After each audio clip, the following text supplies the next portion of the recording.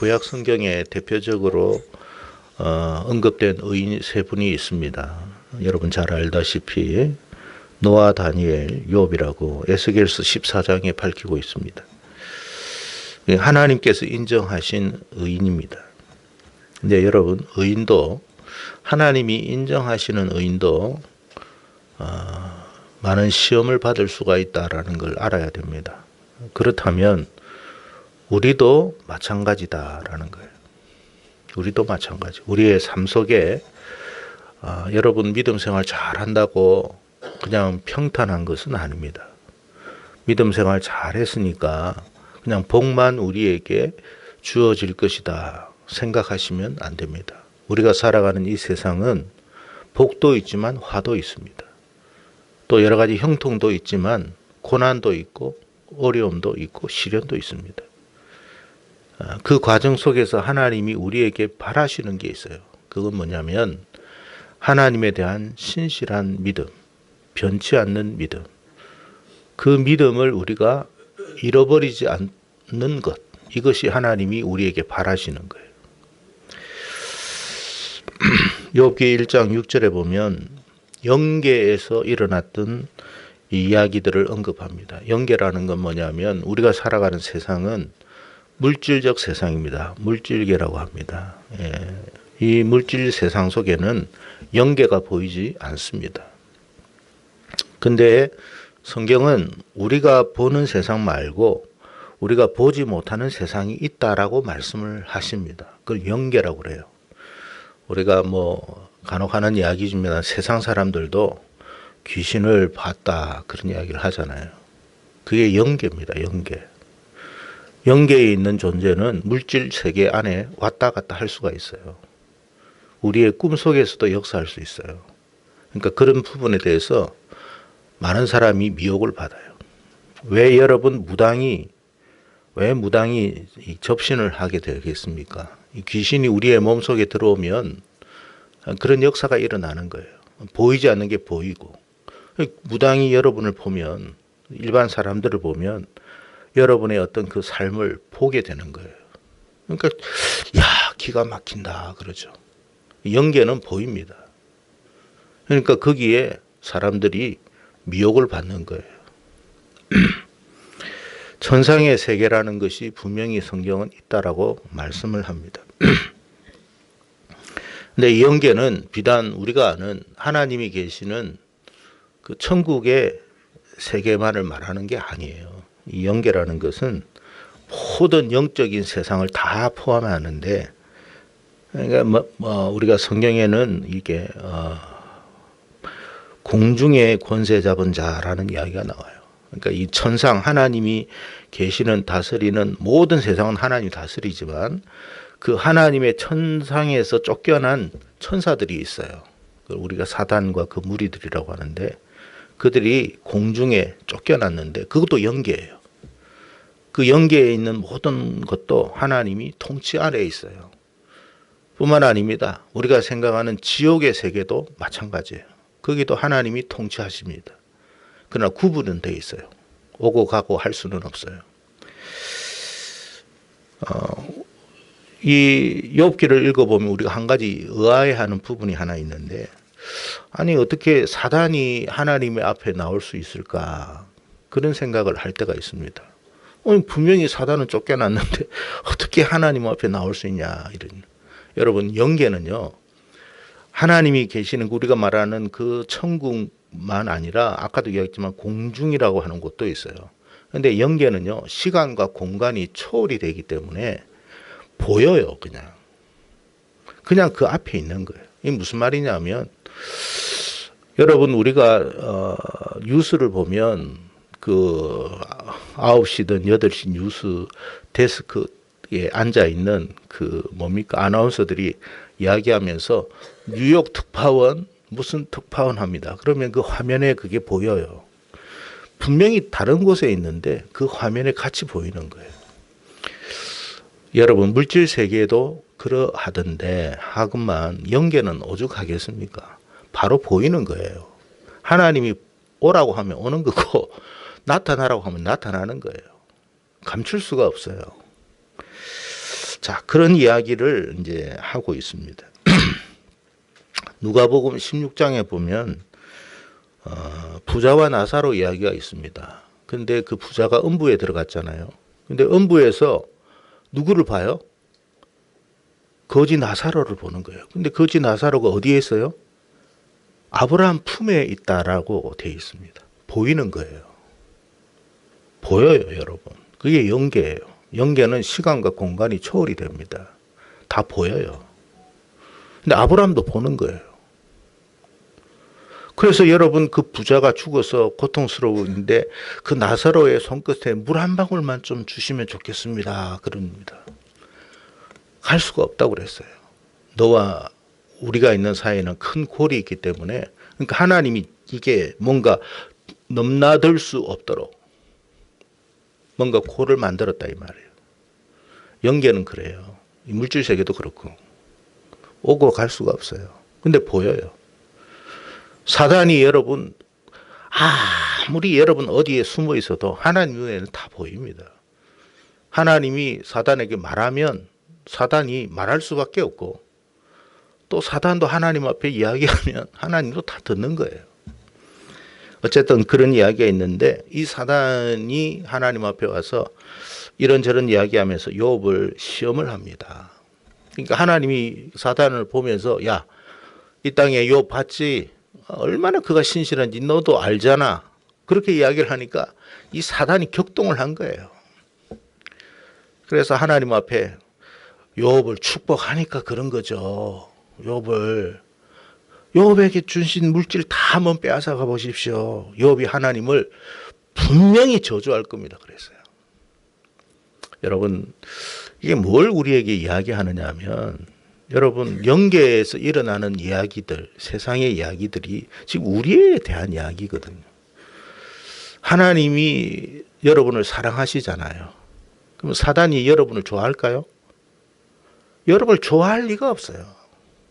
여러분, 이 자리에 나와서 예배 드리는 걸 사단이 좋아한다고 생각하세요? 정말 싫어해요. 그러니까 하나님이 여러분을 보면서 이제 예를 들어서 봐, 저 내가 사랑하는 우리 자녀가 이렇게 예배 드리고 있잖아. 근데 여러분, 사단이 그렇군요. 제가 생각을 잘못했습니다. 그러겠어요? 절대 그렇지 않습니다. 뭐라고 하느냐? 그 사람에게 준 그 물질적인 축복이 있잖아요. 그 오늘 직장 한번 잃어버리게 한번 해보세요. 그 잘 나가는 직장 있잖아요. 그 직장에서 아마 내일쯤 되면 해고 통보를 한번 보여주십시오. 그리고 그 사는 사업이 있죠. 지금 다 망하게 한번 해보세요. 틀림없이 욕할 겁니다. 그래요. 여러분, 그런 준비되어 있나요? 사단은 얼마든지 그렇게 할 수 있어요. 우리를 넘어뜨리기 위해서, 우리를 무너뜨리기 위해서.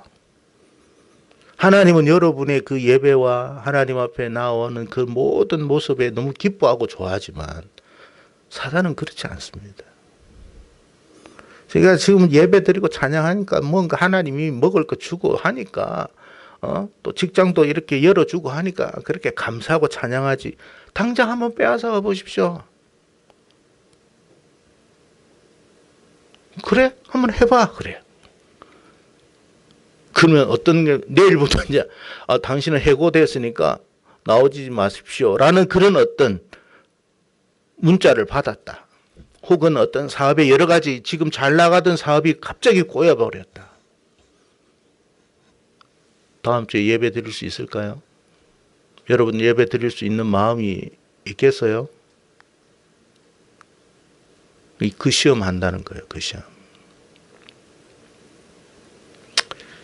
근데 참 하나님이 욥을 사랑했던 것 중에 하나가 뭐냐면, 욥이 그럼에도 불구하고 그 테스트에서 승리를 합니다. 합격을 해요. 다 가져가도 하나님 욕 안 해요. 그러니까 여러분, 사단이 얼마나 속상했겠어요. 그래서 또 한 번 하나님이 사단을 부르고 말을 합니다. 야, 네가 나를 그렇게 이야기하더니 봐봐, 너 해봤잖아. 욥이 어떻게 그렇게 했어? 그러니까 더 격동이 나는 거예요. 여러분, 사단은요, 한 번 시험으로 끝내지 않습니다. 1차, 2차, 우리가 넘어질 때까지 하는 거예요. 그게 사단이에요. 그래서 여러분, 우리가 성경을 보면서 깨달아야 할 것은 어떤 상황 속에서도 내가 하나님에 대한 신실한 믿음을 잃지 않아야 되겠구나. 그 마음을 항상 가져야 돼요. 하나님, 저에게서 이것을 가져간다 해도 이것 때문에 하나님을 찬양한 게 아닙니다. 저것 때문에 하나님을 예배한 게 아닙니다. 저는 하나님의 그 신실하심을 찬양하는 것입니다. 그런 마음이 되어 있어야 된다. 두 번째 무슨 시험을 했어요? 건강을 빼앗아가 보십시오. 멀쩡했던 욥이었어요, 여러분. 멀쩡했던 사람이 어느 날 순간 건강에 이상이 생겼다는 통보를 받았어요. 여러분이 건강하잖아요, 지금. 근데 어느 한 순간에 몸이 좀 이상한데 해서 병원에 갔어요. 근데 여러분, 생각지 못한 질병이 여러분에게 사형 선고되듯이 통보가 됩니다. 암말기입니다. 6개월 이상 살기가 좀 어려울 것 같아요. 여러분, 욥은 신실하게 믿음 생활했던 사람이에요. 단 한 번도 하나님을 의심하지도 않았고 다른 생각 한 번도 가진 사람이 아니에요. 여러분이 지금까지 10년, 20년 계속 교회에서 신실하게 믿음 생활 잘 해오고 있는 사람이었어요. 근데 어느 날 병원 갔더니 그런 통보를 받는 거예요. 결과를 받는 거예요. 좀 안 됐지만 좀 6개월 이상 살기가 어려울 것 같습니다. 여러분, 처음에는 그것이 받아들여지지 않을 거예요. 그 말이. 이 나한테 하는 말이 아닐 거야. 이게 무슨 말이야? 무슨 이런 일이 있어? 그 이후에는 어떻게 되느냐? 처음에는 부정하다가 나중에는 분노가 치밀어 오른다고 하더라고요. 왜 나에게 이런 일이 있냐고. 내가 뭘 잘못했는데. 난 열심히 산 것밖에 없어. 난 다른 사람에게 해를 끼친 적도 없고. 내가 도대체 뭘 잘못했는데 나에게 이런 일이 일어난 거야. 분노가 일어난다는 거예요.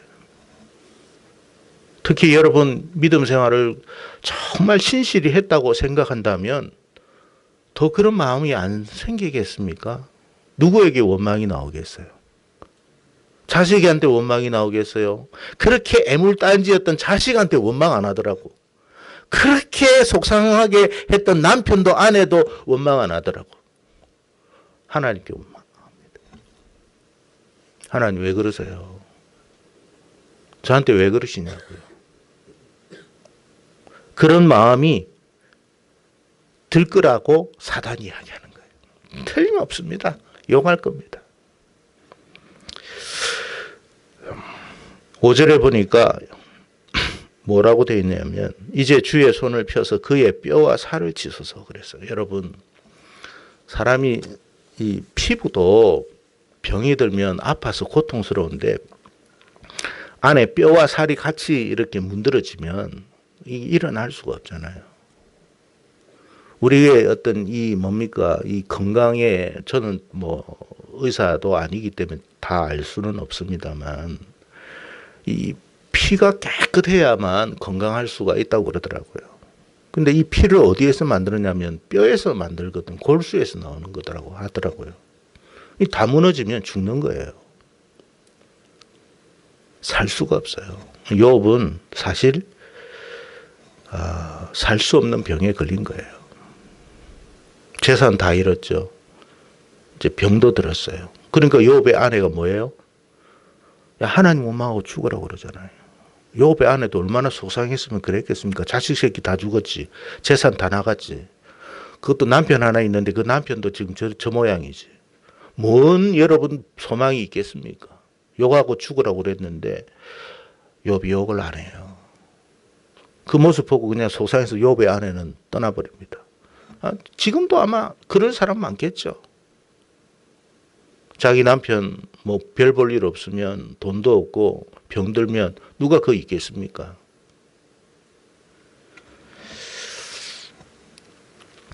여러분, 하나님, 우리가 물질을 다 잃고 건강을 잃고 여러분 그런 상황 속에 하나님께서 사단에게 한 가지만 이야기했어요. 뭘 이야기했느냐면 내가 너에게 다 맡길 테니까 그렇게 한번 해봐. 그러나 그의 생명은 해하지 마라. 그랬어요. 여러분, 하나님께서 사단에게 이같이 단서를 붙인 이유가 뭐냐면 생명의 결정권은 하나님께 있어요. 우리가 물질을 잃었다고 죽는 게 아니에요. 건강을 잃었다고 죽는 게 아니에요. 생명의 주권은, 결정권은 하나님의 손에 있는 거예요. 그러니까 무슨 말이냐면 우리가 물질을 다 잃고 건강을 잃었다고 자포자기하지 말라는 거예요. 우리의 생명은 여전히 누구에게? 하나님께 있다.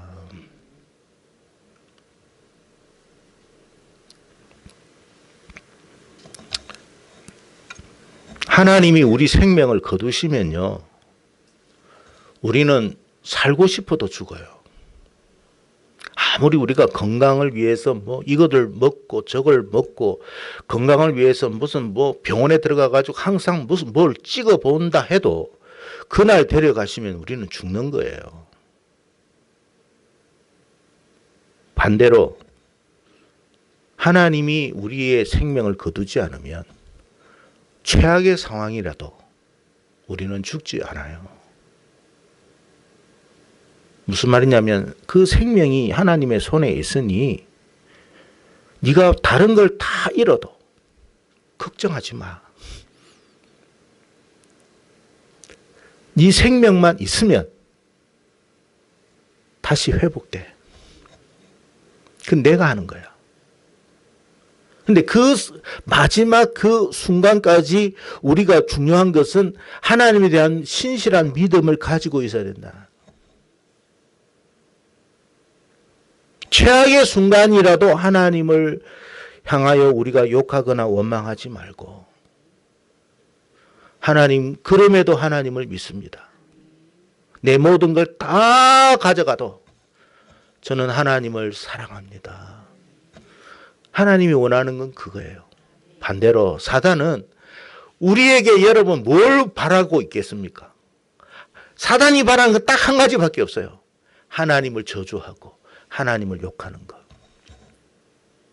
네가 만약에 하나님을 저주하고 하나님을 욕하기만 한다면 내가 너에게 모든 걸 다 줄 수 있어. 그게 예수님의 향한 사단의 시험이었어요. 네가 부자 되기를 원해? 그럼 내 부자 되게 해주지. 근데 한 가지만 해. 하나님을 욕해. 하나님을 저주하라니까.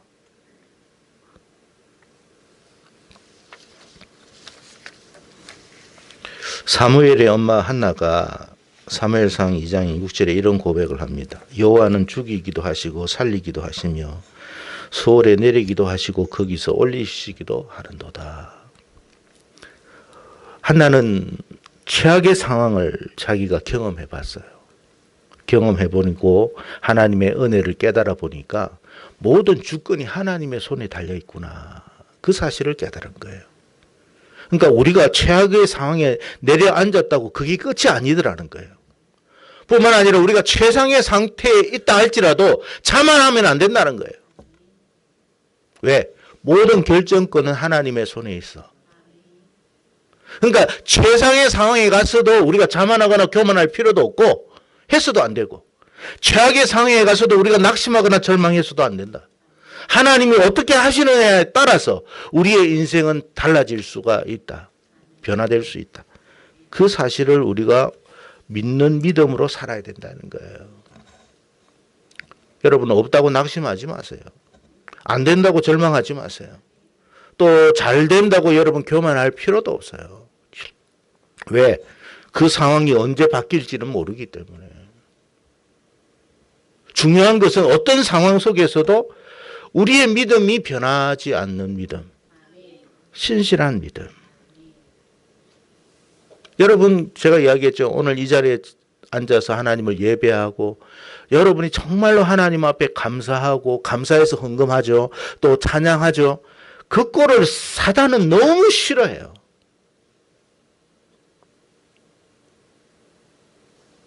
죽기까지 싫을 거예요. 그러니까 여러분이 부자가 되고 안 되고 그런 게 중요한 게 아니고 어쨌든 하나님을 욕하기만 하면 되는데 어떻게 해야 저 인생을 하나님을 욕하게 만들까? 그 생각밖에 안 한다는 거예요. 그래서 우리는 이 시험에서 잘 승리하고 이겨나갈 수 있기를 바랍니다. 사단이 아마 그럴 거예요. 너 지금 어렵지? 지금 하는 일이 잘 안 되지? 속상한 일 많지? 야, 빨리 하나님 욕하라니까. 하나님 욕해. 한마디면 된다니까.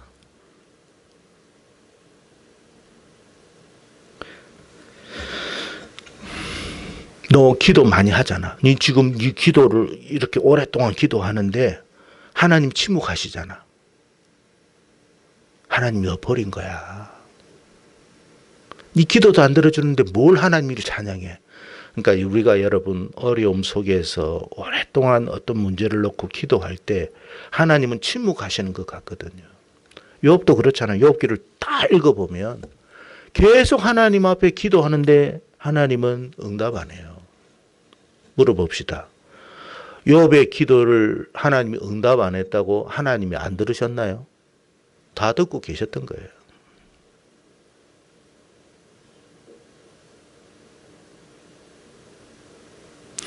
여러분 마지막 테스트가 뭔 줄 아세요? 우리의 기도에 대해서 하나님이 응답하지 않는 상황 속에 몰린다 할지라도 우리가 끝까지 하나님을 믿을 수 있겠느냐는 거예요. 여러분, 하나님이 응답하지 않는다고 계시지 않는 게 아니에요. 하나님이 우리의 기도를 안 들으시는 것도 아니에요. 다만 뭘 보시는 거예요? 여전히 변함없이 네가 나를 사랑하느냐는 거예요. 그 상황 속에서도. 근데 욥은 그 시험을 다 이겨버렸어요. 우리에게도 똑같은 일들이 일어난다는 거예요. 여러분 최악의 상황을 맞이하고 또 직장을 잃든지 인간관계의 어떤 어려움 때문에 하나님 앞에 이런저런 문제로 계속 기도해도 하나님은 안 들으시는 것 같아. 하나님 결과가 어떻게 되든지 괜찮으니까 한마디만이라도 해 주십시오. 그래도 하나님은 대답 안 하네. 그래서 여러분 그때 어떤 생각이 드느냐. 하나님이 안 계신가 보다. 그 생각을 가지기를 사단은 원하는 거예요. 아닙니다, 여러분. 하나님은 우리의 모든 걸 다 보고 계시는 거예요. 무엇을 보신다는 거예요? 딱 한 가지. 그럼에도 불구하고 네가 나를 사랑하느냐. 그럼에도 불구하고 나를 네가 신뢰하느냐. 그럼에도 불구하고 네가 나를 예배할 수 있느냐. 그때 우리는 하나님께 이렇게 해야 돼요. 하나님, 모든 걸 다 가져가도, 내 생명을 가져가도 하나님은 살아계시고 하나님은 저를 사랑하시는 하나님이신 줄로 믿습니다. 그 시험에서 통과하기를 바라요. 근데 다 무너져요. 어디에서 무너지냐? 첫 번째부터 무너지는 사람이 있어. 물질을 조금만 가져가도 난리입니다, 여러분. 뭐 건강에 대해서 두 번째 할 필요도 없어. 그러니까 사단이 제일 먼저 건강을 안 했잖아요. 물질부터 하잖아요. 우리 인간이 좋아하는 게 뭔지를 잘 알고 있거든. 물질 다 가져갑니다. 여러분, 물질을 창조하시는 이는 하나님이에요. 우리가 물질이 없다고 죽는 거 아닙니다. 하나님이 필요한 것을 계속 공급해 주실 수 있는 분이에요. 건강 잃었다고 여러분 낙심하지 마세요. 생명은 누구에게 있다고요? 하나님께 있어요. 하나님이 가져가시지 않으면 죽지 않아요. 또 하나님이 데려가시면 죽게 돼 있어요. 근데 하나님이 우리 생명을 거두실 때 우리가 신실히 하나님을 믿는데 우리 생명을 거두신다면 그 생명은 어디로 가는 거예요? 하나님 품에 가는 거예요. 욥의 아들들, 딸들 다 죽었어요. 한순간에 재난으로 죽었어요. 어디로 갔을까요? 하나님 품에 간 거예요. 여러분의 품에 있는 자녀가 행복할까요? 하나님의 품에 있는 자녀가 행복할까요? 근데 우리는 그렇게 생각 안 하잖아요. 하나님을 온전히 믿지 못하는 거예요. 한번 물어봅시다. 우리 부모님이 믿다가 돌아가셨어요. 슬퍼요, 안 슬퍼요? 나이가 드셔도 돌아가시는 건 슬퍼요. 근데 그 부모가 믿다가 돌아가셨어요. 근데 여러 가지 아픔이 많았어요. 육신적인 고통도 많았어요. 그런데 해다가 어쨌든 믿음을 가지고 그 믿음 안에서 생명을 잃었어요. 어디 가셨어요? 그러면 여러분 한번 질문할게요. 그 아픈 상태에서 한 10년, 20년 더 살기를 원합니까? 아니면 차라리 하나님 품에서 행복하게 살기를 원합니까? 우리는 하나님을 믿는다고 하면서 우리의 생각대로 하나님을 믿어요. 여러분, 하나님이 우리에게 더 좋은 걸 주시기 위해서 하시는 결정들이에요. 하나님, 욥이 자기 생명 아이 10명 다 죽었을 때 그래도 하나님을 찬양했어요. 왜 찬양할까요? 욥은 알았던 거예요. 그 자녀들이 하나님께로 갔겠구나. 그 자녀들이 하나님께로 갔겠구나. 이 보통 믿음 아니에요, 여러분. 그래서 하나님을 찬양할 수 있는 거예요. 어떻게 세상 사람들의 입장에서는 그게 찬양이 나올 수 있습니까? 찬양할 수 없어요, 여러분. 여러분의 사업이 망했어요. 알거지가 됐습니다. 찬양이 나올까요? 예배할 수 있어요? 근데 여러분, 하나님은 걸음더미에서 다시 일으키실 수 있는 분이에요. 그걸 보시는 거예요. 어떤 상황 속에서도 하나님의 신실함을 의심하지 마십시오. 그게 우리가 지켜야 할 믿음이에요. 믿음. 그러니까 여러분 좋을 때, 괜찮을 때 하나님을 예배하는 것은 사단도 알아요. 누구나 다 하는 거예요. 최악의 상황을 한번 만들어 보라니까요. 그때 진짜 그 사람의 믿음이 나옵니다. 우리는 최악의 상황 속에 우리의 믿음을 지킬 수 있는 믿음의 사람이 될 수 있도록 기도해야 됩니다. 성경에 보면 욥기서 앞에 책이 하나 있어요. 뭘까요? 에서더입니다. 근데 여러분, 에서더의 내용이 뭔지 아시죠? 그 에서더의 하만에 의해서 하만이라는 사람에 의해서 유다 종족이, 그 안에 있는 유다 종족이, 페르시아에 있는 모든 유다인들이 한날 한시에 다 죽게끔 되어 있는 법률안이 만들어졌어요. 그러니까 여러분, 법이라는 게 참 코에 걸면 코골이고 귀에 걸면 귀골이에요. 그래서 우리가 항상 그러잖아요. 여러분, 뭐 항상 우리가 막 기도하는 내용 중에 또 우리가 애쓰는 것 중에 뭡니까, 여러분? 에? 뭐 통과하지 못하게 합니까? 차별금지법 통과하지 못하게. 그 통과되면 어떻게 돼요? 우리는 여기서 예배드리기가 어려워요. 그게 법이에요. 근데 여러분, 에스더에 보면 12째 달 곧 아달월에 여러분 다 유다인들을 죽인다고 해서 법률안이 이제 통과돼서 이제 몇 달 안 남았어. 그때가 뭐냐, 아달월이라는 건 태양력 2월 3월이야. 2월 3월. 그러니까 이번 달이 2월 달이잖아요. 2월 달에는 다 죽게 돼 있어. 2월, 3월 안에는 유다인들 다 죽으려고 죽는다고 딱 법안이 다 만들어졌는데 어떻게 됐느냐면 하나님이 그걸 허락하지 않더라는 거예요. 여러분, 세상의 모든 것은 누가 주관해요? 하나님이 하시는 거예요.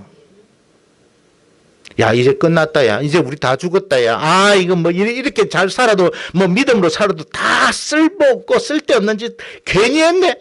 그럴 수 있잖아요. 그 상황을 하나님 보시는 거예요. 그럼에도 불구하고, 하나님의 신실함을 믿고, 끝까지 기도하고, 끝까지 포기하지 않고, 죽으면 죽으리라. 그런 마음으로 결단하고 나가는 사람들을 하나님이 보시는 거예요. 저와 여러분이 그런 믿음이 되기를 바랍니다.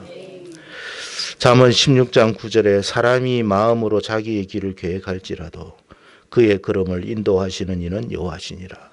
세상 사람들이 이런 계획 저런 계획 또 혹은 우리가 이런 계획 저런 계획을 다 세워도 결정은 하나님이 하시는 거예요. 그래서 여러분, 우리가 어떤 상황을 맞이하더라도 우리가 낙심하거나 절망하지 말고 최악의 순간, 최후의 순간까지도 뭘 잃지 말으라고? 하나님에 대한 믿음을 잃지 마세요. 하나님이 저를 반드시 지켜주실 줄로 믿습니다. 반드시 회복시켜 주실 줄로 믿습니다. 네 믿음대로 될지어다. 그래서 그런 테스트를 한다라는 거예요. 여러분, 요즘 상황이 어떻습니까? 어떤 분은 어려울 수도 있고 어떤 분은 잘 나갈 수도 있고 그럴 수 있는데 어떤 상황 속에서도 하나님에 대한 믿음을 잃어버리지 않도록 여러분 자신을 잘 지키십시오. 돈을 안 지켜도 돼요. 믿음을 지키세요. 하나님이 여러분의 필요는 다 공급해 주실 모든 걸 다 해놓고 있어요. 한 가지만 지키세요. 하나님에 대한 믿음. 그 믿음을 잃지 않도록 애쓰고 힘쓰는 저와 여러분 되기를 주의 이름으로 축복합니다.